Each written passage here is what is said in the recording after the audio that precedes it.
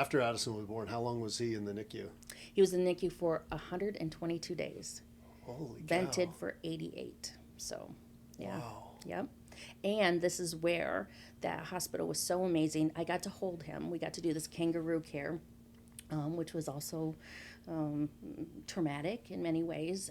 He coded on my chest the very first time, and they had to resuscitate him. But what they said is that for him to have the best chance was that skin-to-skin contact. So Eddie and I would both. Eddie did better at home with Pagelin, and I did better at the hospital. And so, so we were a good team during that time. But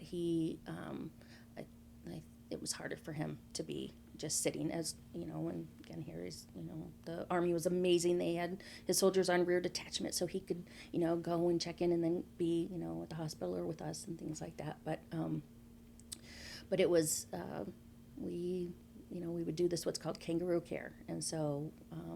Because my first instinct when I saw him the very first time, right, we have him and he's in the NICU, and the NICU is they don't have the little.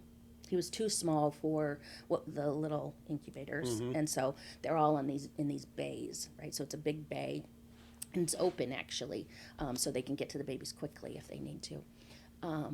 And so the first time I saw him, he was the size of a beanie baby. He was 1 pound 7 ounces. So yeah. Just tiny little human.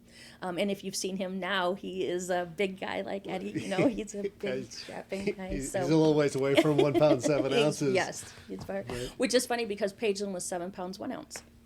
Okay. Yeah. Crazy, so crazy. But the first time I saw him, I remember just thinking, like, I just want all those wires off him. I just want, just give him to me kind of thing.